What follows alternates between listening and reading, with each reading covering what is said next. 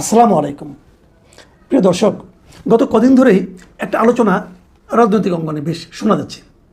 আমি যে একটা মিডিয়াতেও দেখলাম এই আলোচনাটা, সেটা হলো রাজনীতিতে আওয়ামী লীগ কি খুব দ্রুতই ফিরে আসছে? এই প্রশ্নটা খুব স্বাভাবিক। আওয়ামী লীগ যে বাংলাদেশের রাজনীতিতে ফিরে আসছে এটা নিয়ে আমার কোনো সন্দেহ নাই, কিন্তু সেই আশাটা কত দ্রুত হবে এটি হলো আলোচনা। যদিও এটা শুনলে এনসিপি হয়তো খুব মন খারাপ করবে, জামাতও মন খারাপ করতে পারে, কারণ তারা তো চাচ্ছে যে আওয়ামী লীগ আর বাংলাদেশের রাজনীতিতে কখনোই না আসুক। আমার মনে আছে একবার একটা টক শোতে আমি গিয়েছিলাম, সেখানে আমার সঙ্গে এনসিপির একজন নেতা বসেছিল এবং তার মূল আমার বিরুদ্ধে অভিযোগটা ছিল যে আমি এবং আমাদের মতো কিছু লোক নাকি বাংলাদেশের রাজনীতিতে আওয়ামী লীগকে প্রাসঙ্গিক করে তুলছি। তো আমি কেবল তখন বলেছিলাম, ভাই দেখেন, আমি একটা ক্ষুদ্র মানুষ, আওয়ামী লীগের মধ্যে একটা বড় দলকে আমার কেন প্রাসঙ্গিক করে তুলতে হবে? এবং সেই ক্ষমতা এবং সেই যোগ্যতা তো আমার নেই। আওয়ামী লীগ রাজনীতিতে, বাংলাদেশের রাজনীতিতে আওয়ামী লীগ সব সময়ই প্রাসঙ্গিক, মানে যখন আপনি বলছেন তখনও প্রাসঙ্গিক এবং আগামীতে আরও প্রাসঙ্গিক হবে, এটাই স্বাভাবিক। আওয়ামী লীগ ছোটোখাটো কোনো দল তো না রে ভাই। আওয়ামী লীগের সঙ্গে এনসিপির লোকজন বলতেছে, কিন্তু তাদের নিজেদের প্রাসঙ্গিকতা নিয়ে হয়তো আগামীতে 5-10 বছর পরে প্রশ্ন উঠতে পারে। কিন্তু আওয়ামী লীগ এত বড় একটা দল, এটা যদি ক্ষয়িষ্ণু হয়, যদি ক্ষয়ে যেতে থাকে, তাও কয়েক দশক লাগবে, এটাই রিয়েলিটি। তো এখন প্রশ্ন হচ্ছে, আওয়ামী লীগকে গায়ের জোরে, আওয়ামী লীগের যারা দায়িত্ব ছিলেন, শেখ হাসিনা সহ অন্য যারা দায়িত্ব ছিলেন, তারা অনেক অপকর্ম করেছেন, অনেক অন্যায় করেছেন, জাতির প্রতি অনেক অত্যাচার করেছেন বলে আমি বলবো, এবং আওয়ামী লীগের ক্ষতিও তারা অনেক করেছেন। আওয়ামী লীগের যদি কোনো ক্ষতি, সবচেয়ে বড় ক্ষতি রেখে করে থাকে, তাহলে শেখ হাসিনার সঙ্গে যে নেতৃবৃন্দ ছিলেন তারাই করেছেন। এটা নিয়ে আওয়ামী লীগের মধ্যেও ক্ষোভ আছে, তারাও হয়তো এদেরকে, এই নেতৃত্বকে অপছন্দ করে। কিন্তু তার মানে আওয়ামী লীগ দল হিসেবেই নিশ্চিহ্ন হয়ে যাবে এবং কখনোই এই দেশের রাজনীতিতে আসতে পারবে না, প্রাসঙ্গিক হবে না, এরকম যদি কেউ ভাবে, সে ভেবে মনে মনে আনন্দ পেতে পারে, এছাড়া এর থেকে আর কোনো লাভ হবে না। হ্যাঁ, আমি যে কথা বলছিলাম, আওয়ামী লীগ কি শিগগিরই ফিরে আসছে এটা মনে হচ্ছে, এবং একাধিক মিডিয়া লিখেছে যে ঈদের পরে হয়তো আওয়ামী লীগ ফিরে আসবে। আমার ধারণা আওয়ামী লীগের ফেরাটা অবশ্যম্ভাবী, অবধারিত, এটা ফিরবেই তারা। কারণ এদেশে আওয়ামী লীগের প্রত্যাবর্তনটা বিলম্বিত হতে পারত, আরও অনেক বিলম্বিত হতে পারত, যদি ডক্টর ইউনূস কিছু মূর্খের মতো কিছু আচরণ না করতেন। এবং সেই মূর্খের মতো আচরণগুলির প্রধান আচরণটা হলো যে আওয়ামী লীগের ঘরবাড়ি জ্বালিয়ে দেওয়া, গ্রামাঞ্চলে আওয়ামী লীগের নেতা, ছোটোখাটো আওয়ামী লীগের সমর্থকদের উপর মব পরিচালিত করা, এবং সবশেষ আওয়ামী লীগের রাজনৈতিক কর্মকাণ্ডকে স্থগিত করে দেওয়া। এই প্রত্যেকটা কাজ করার মাধ্যমে তাদের মেধা তাদেরকে বলেছে যে আমরা লাভ করছি। বাস্তবতা হলো তারা ক্ষতিগ্রস্ত হয়েছে এবং আওয়ামী লীগ আরও বেশি জনপ্রিয় হয়েছে। এই দেশের মানুষের একটা স্বাভাবিক, একটা সাধারণ মনস্তত্ত্ব আছে। সেই মনস্তত্ত্বটা হলো তারা সবসময় অত্যাচারিতের পক্ষে কাজ করে। তাদের চিন্তা, তাদের ভালোবাসা, তাদের সহানুভূতি সবসময় যে মার খায় তার প্রতি থাকে। হয়তো সে মুখের উপর প্রতিবাদ করতে পারে না, কিন্তু মনে মনে ভাবে, আহা, এই লোকটাকে কেন মারছে না, এটা ভাবে। যে জিনিসটা নেপালে হয়েছিল, আমি সেটাই বলেছিলাম যে একটা রাজনৈতিক দলকে যদি প্রত্যাখ্যান করতে হয়, সেই প্রত্যাখ্যানের দায়িত্বটা দিতে হবে জনগণকে। জনগণ ঠিক করবে তারা কাকে চায়, কাকে চায় না, যেটা নেপালে হয়েছে। নেপালে যারা এতদিন ক্ষমতায় ছিল, এই কমিউনিস্ট বলেন, কমিউনিস্ট পার্টি বলেন, মাওবাদীরা বলেন, অথবা নেপালি কংগ্রেস বলেন, তাদের সবার ভরাডুবি হয়েছে। একেবারে নতুন একটা দল তারা কিন্তু উঠে এসেছে।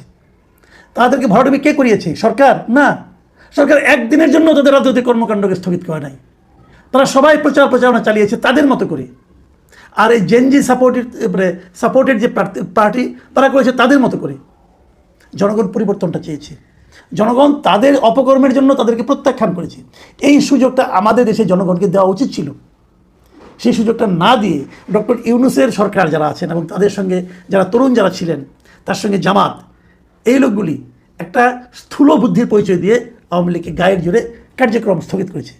লাভ কী হয়েছে? লাভ হবে না। আগামীতে আওয়ামী লীগ ফিরে আসবে কী হবে সেটাও বলি। আগামীতে স্থানীয় সরকার নির্বাচন কিন্তু হবে। স্থানীয় সরকার নির্বাচন কি এবার দলীয় প্রতীকে হবে? আগে কি হতো? আগে স্থানীয় সরকার নির্বাচনের একটা পদে, মানে মেয়র পদ অথবা চেয়ারম্যান পদ, এই পদটাকে তারা দলীয়ভাবে করতো, মানে প্রতীক থাকতো, দলীয় প্রতীক থাকতো। আমি মনে করি এটা ভুল, এবং এই ভুলের খেসারত কিন্তু আওয়ামী লীগ দিয়েছে। এটা আওয়ামী লীগই প্রবর্তন করেছিল, আওয়ামী লীগ এই ভুলের খেসারত দিয়েছে। আর কাউন্সিলর, মেম্বার অথবা কমিশনার যারা আছে, তাদের নির্বাচন হয় নির্দলীয়ভাবে। অন্তর্বর্তীকালীন সরকার দায়িত্ব নেওয়ার পর তারা সমস্ত মেয়র, মানে পৌরসভার মেয়র এবং কাউন্সিলর এবং কমিশনার এবং সিটি কর্পোরেশনের মেয়র এবং কাউন্সিলর সব পদগুলোকে বাতিল করে দিয়েছে। এটা আমি মনে করি একটা অন্যায় করেছে। যাই হোক, তারা করেছে। করার পর তারপর তারা সেগুলোতে প্রশাসক নিয়োগ করেছে। এই প্রশাসক কারা ছিল? বিভিন্ন পর্যায়ে সরকারি কর্মকর্তারা ছিল।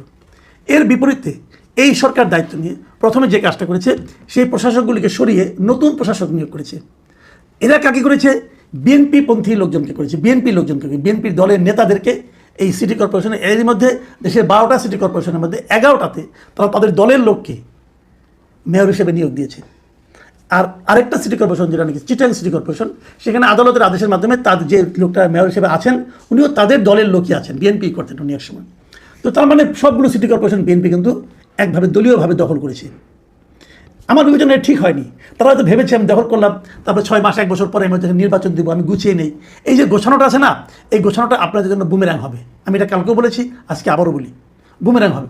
আমি আজকে আবার দেখলাম দেশের 42টা জেলা পরিষদে তারা প্রশাসক নিয়োগ করেছে, এবং বলা ভালো এগুলোতেও সব দলীয় লোক কিন্তু তাদের দলের লোকজনকে নিয়োগ করেছে, এবং যারা এমপি ইলেকশনে হেরেছে তাদেরকে এনে জেলা প্রশাসনের জেলা পরিষদের প্রশাসক বানিয়েছে। আমি মনে করি এগুলো বুমেরাং হবে।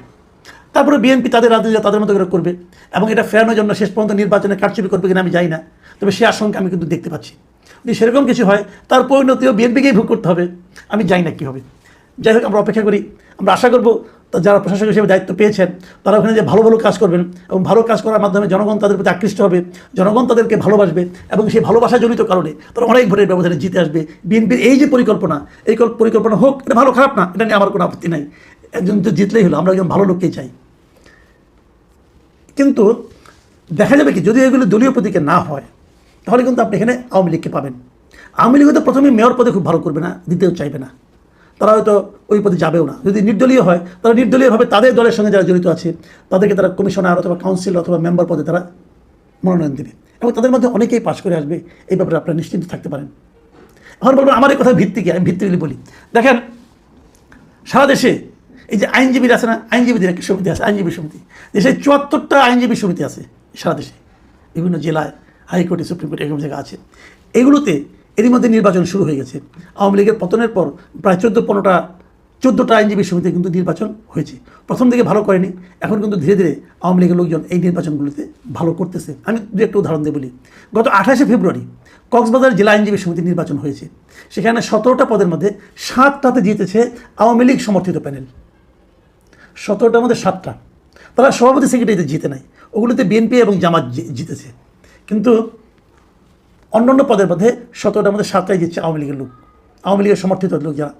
এর আগে 18 তারিখে নোয়াখালী জেলা আইনজীবী সমিতি যে নির্বাচন হয়েছে, সেখানেও আওয়ামী প্যানেলের, মানে আওয়ামী প্যানেল ঠিক না, আওয়ামী সমর্থিত প্যানেল থেকে 9টা পদে জয়ী হয়েছে। তার আগে 26শে জানুয়ারি ব্রাহ্মণবাড়িয়া আইনজীবী সমিতির নির্বাচনেও সভাপতি সহ 10টি পদ পেয়েছে আওয়ামী লীগ সমর্থিত প্রার্থীরা। তাহলে এটা খুব স্বাভাবিক। এছাড়া আপনার লক্ষ্মী